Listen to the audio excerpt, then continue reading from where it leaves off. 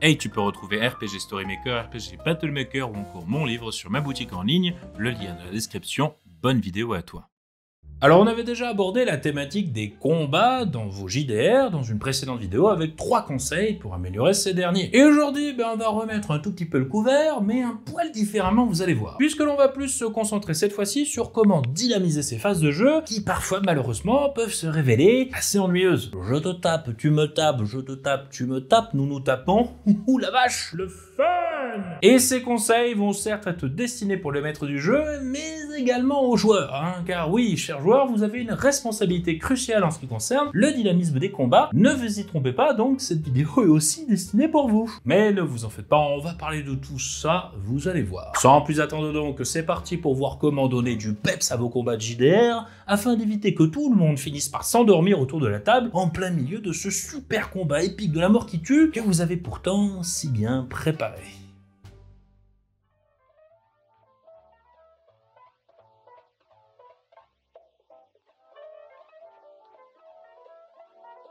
Alors on commence avec un conseil qui va plus concerner les maîtres du jeu, même si bon, les joueurs peuvent toujours y faire quelque chose. C'est celui de changer de scène lors d'un combat. Alors qu'est-ce que ça veut dire? Que je m'explique avec un exemple. Admettons que les PJ soient en train de se battre avec des bandits à l'étage d'une taverne. L'un des ennemis pourra utiliser par exemple un sort explosif, ou bien une grenade, ou allez savoir, au milieu du combat, qui va soudainement faire s'écrouler le plancher, laissant tout le monde dégringoler d'un étage pour se retrouver soudainement à celui du dessous, qui n'a pas du tout la même conformation que celui du dessus. Ou bien encore, si les PJ se battent dans un train pour poursuivre un antagoniste protégé par ses sbires, ce dernier pourra alors essayer de s'enfuir en grimpant sur le toit du train, obligeant les PJ à le poursuivre jusque-là, décalant de ce fait le combat sur une autre scène, à savoir depuis l'intérieur du train vers le toit. Alors à noter qu'il n'est pas non plus obligé que tous les PJ se bougent d'un seul tenant d'une scène à l'autre, vous pouvez très bien dispatcher, garder une équipe à un endroit, tandis que l'autre est en train de poursuivre le combat sur une autre battle map. Il n'y a pas de souci à ça, c'est juste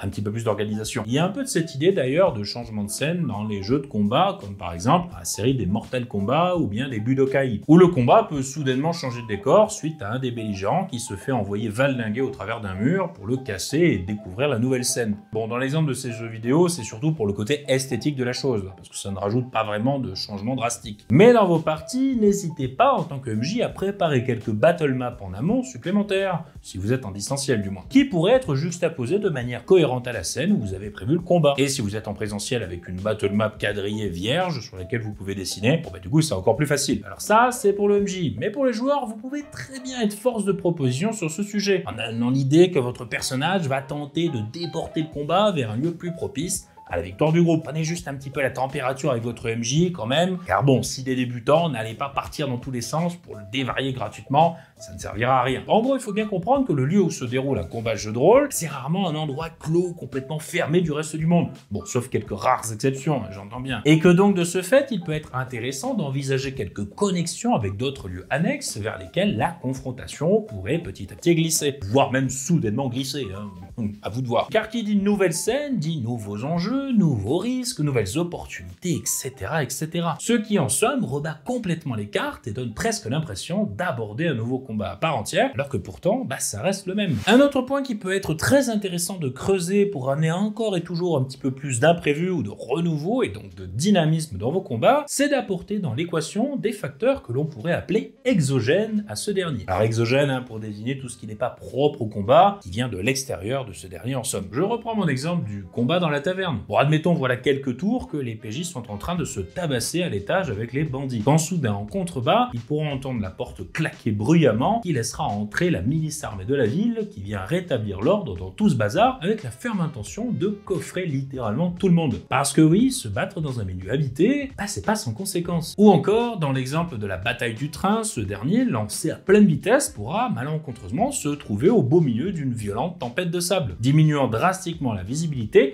et pouvant emporter quiconque qui n'est pas bien accroché à l'extérieur. Deux facteurs exogènes donc, à savoir les autorités et le climat dans nos exemples, qui vont soudainement transformer ce dernier en amenant encore une fois de nouveaux enjeux, d'autres risques, etc., etc. Puisque là, par exemple, il ne sera peut-être plus question de vaincre les bandits, mais plutôt de s'enfuir pour éviter d'être emprisonné par la milice, ou encore d'éviter de se faire emporter par la tempête, pour ne pas perdre tout bonnement la vie. Et pour ce qui est de trouver quel facteur perturbateur va venir donner un peu de saveur à votre combat, vous pouvez très bien laisser aller votre imagination. Ou bien si vous avez la flemme ou que vous êtes tout simplement en panne d'inspiration, mais oui ça arrive, ne vous en faites pas, et bien figurez-vous que c'est votre jour de chance car mon projet RPG Battlemaker vient juste d'arriver dans la boutique. Bim, le placement de produit, hein. Vous l'avez pas vu venir celui-là. Hein, je suis un petit peu bon d'accord, ok. Alors je ne vais pas vous faire une présentation ultra détaillée, mais globalement, dites-vous que c'est un jeu de cartes, de 78 cartes plus précisément, qui va vous proposer tout plein d'aléas divers et variés, classés en différentes catégories, pour venir amener une bonne dose de peps dans vos batailles. Bon, par exemple, là, si je pioche une carte au hasard, hop là, donc là j'ai une carte de la catégorie, bon vous verrez peut-être pas très de là, mais une carte de la catégorie décor, à savoir donc les cartes se présentent avec un petit dessin suivi du titre de la carte et de quelques mots-clés pour vous donner un petit peu l'étincelle pour l'imagination. Donc là par exemple j'ai la carte glissant, surface glissante, zone huileuse, terrain savonneux, verglas, risque de perte d'équilibre, de chute, mouvement plus complexe, glissade soudaine. Donc là, à vous de voir, soit vous êtes dans un environnement des jeux et vous dites que vous dessinez une plaque de verglas, soit tout simplement vous dites que dans le chaos du combat, soudainement, il y a une tonneau d'huile qui se fait soudainement fracturer et il y a de l'huile qui se répand au sol et ça rend le tout très glissant. Et donc du coup, vous pouvez piocher ces aléas, que ce soit à la volée ou en amont de la préparation du combat, c'est vous qui voyez. Et vous pouvez choisir aussi quelle catégorie vous souhaitez piocher, sachant qu'il y a une catégorie qui est propre à l'environnement, qui est propre au décor, qui est propre aux individus, et aussi un élément spécifique que vous pouvez rajouter sur la carte, et enfin une catégorie bonus qui permettra avec quelques concepts un peu vagues de pimenter un tirage que vous venez de faire. Donc voilà, ça reste un outil assez généraliste qui peut être adapté à plusieurs styles d'univers, qui c'est là pour vous donner l'inspiration nécessaire. Et si jamais vous souhaitez aller un petit peu plus loin sur le sujet des combats de jeux de rôle, sachez aussi que j'ai écrit un livre de 140 pages pour vous donner quelques conseils afin que ces derniers soient les plus épiques possibles. Alors c'est autant adressé aux MJ débutants que confirmés, voire même aux joueurs. Dans ce livre du coup, on traite de plusieurs sujets, beaucoup plus en profondeur que je n'ai pas le temps de traiter en vidéo, mais ça reste dans le même ton que les vidéos, voilà, donc vous ne serez pas dépaysés. Dans la boutique aussi, vous pouvez retrouver RPG Storymaker. Là, c'est aussi un paquet de cartes, mais lui, ça sert plus précisément à créer les scénarios quand on a le syndrome de la page blanche. Je vous laisse aller voir tout ça sur le site de la boutique. Sachez juste que tout est imprimé en France avec du papier écologique, parce que bon, moi, ça me tenait à cœur. Donc voilà, le lien vers la boutique dans la description. Je vous laisse aller y jeter un petit coup d'œil. Ce sera tout pour ce petit placement de produits au passage. Mais rassurez-vous, la vidéo n'est pas finie pour autant, passons donc au dernier point. Et pour finir en beauté, voici un conseil qui s'adressera autant aux joueurs qu'aux maîtres du jeu qui regardent cette vidéo. Et ce conseil, c'est de jouer avec les éléments du décor. Car oui, une scène de bataille, ce n'est pas un lieu figé comme le marbre de 1, mais de 2, c'est aussi avant tout un endroit pas forcément destiné à la bagarre en premier lieu. Que ce soit un coin de nature, un moyen de transport, un lieu de vie, de rencontre, etc. etc. Ce qui fait que forcément, on peut retrouver pléthore d'éléments en tout genre qui se retrouvent l'espace d'un combat à la libre disposition des belligérants. Et comme une image sera bien plus parlante en guise d'exemple, je vais citer un jeu vidéo français, Cocorico, qui sortira prochainement sur Steam et qui s'appelle En Garde, et dont vous pouvez d'ailleurs retrouver la démo gratuite sur cette même plateforme, je vous laisserai aller voir. Au passage, c'est pas du tout sponsorisé, c'est juste que j'aime beaucoup le jeu et je trouve son concept super intéressant, et en plus de ça, c'était très en lien avec la vidéo, donc l'un dans l'autre, autant faire ça. Bon, je vous passe la présentation du lore, du jeu, tout ça, je suis pas une chaîne gaming non plus, mais grosso modo, dites-vous que c'est un jeu de cap et d'épée à la 3e personne à dimension pulp parodique. Alors au-delà du système de combat qui reste assez basique, coup, parade, esquive, parade parfaite, c'est vraiment l'interaction dynamique avec les éléments du décor qui font toute la richesse des confrontations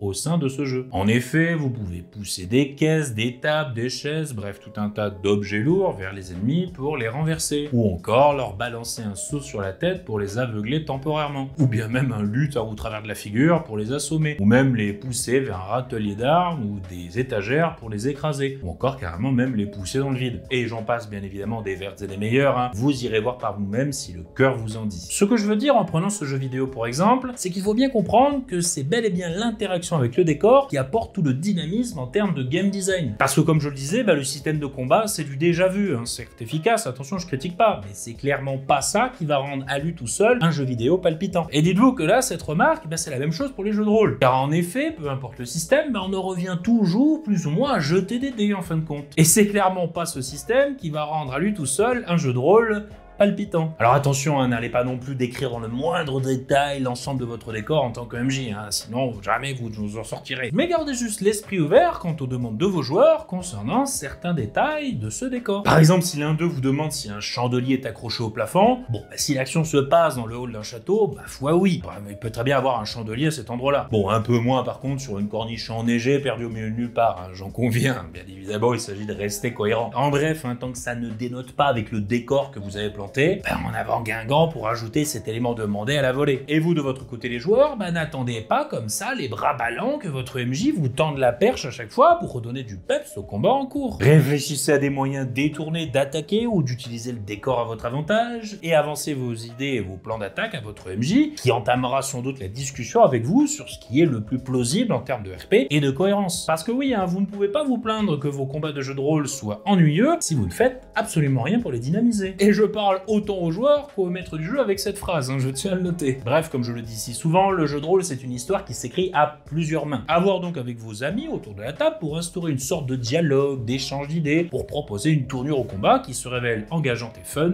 pour tout le monde. Petite astuce personnelle au passage, essayez de vous imaginer votre combat de jeu de rôle comme faisant partie d'un film ou bien d'une série. En gros, quelque chose qui est regardé par des spectateurs. Puis ensuite, réfléchissez comment vous pouvez faire pour rendre cette scène agréable à regarder et époustouflante en tout point. Ou même drôle, hein, si jamais vous jouez à un jeu de rôle parodique ou dramatique pour une ambiance un petit peu plus dark, à voir en fonction du ton donné à la partie. Mais de mon côté, ça me permet un peu de travailler un peu l'esthétisme de mes combats, dans la mesure du possible, bien évidemment, que je sois joueur ou MJ. En gros, hein, je veux juste que ce soit cinématographique, hein, vraiment je mets des gros guillemets, ou du moins donner à ces spectateurs invisibles ce pourquoi ils sont venus. Voilà, donc ça ne marchera peut-être pas pour vous, peut-être que si, hein, je sais pas, mais de mon côté, bah, ça me va très bien, donc voilà, c'est cadeau, c'est gratuit, en plus de tous les petits conseils prodigués plus haut. Et voilà donc qui conclut cette petite vidéo sur ce vaste sujet que sont les combats dans nos jeux de rôle. Alors comme je l'ai dit, j'en parle avec plus de profondeur dans mon livre, qui reste, au même titre que les vidéos sur cette chaîne, là à titre de conseil, non pas de saintes paroles évangéliques, hein. Ce truc-là n'est pas la Bible, de toute façon c'est beaucoup trop petit. Et puis de toute façon, je pense que honnêtement, personne ne peut vraiment avoir cette prétention dans un loisir comme le jeu de rôle. Bon, la construction de fusées, je dis pas, mais les jeux de rôle, je pense que ça va, on est large. Bref, que cela soit en combat ou en roleplay, n'oubliez jamais qu'on est tous là pour s'amuser et passer un bon moment entre poteaux. Et je ne dis pas ça non plus pour que vous paviez de simplicité la voix de vos PJ, loin de là. Ne leur faites pas non plus des cadeaux à tout va. Mais plutôt dans l'idée que vous gardiez l'esprit ouvert, comme je le disais, sur comment les choses peuvent se passer. Car il n'y a pas que vous hein, qui avez des bonnes idées. Et c'est sur ces humbles paroles que je m'en vais clore cette petite vidéo avec la rengaine que vous connaissez si bien. C'était le Scénarurgien. Ciao, bonsoir, les studios.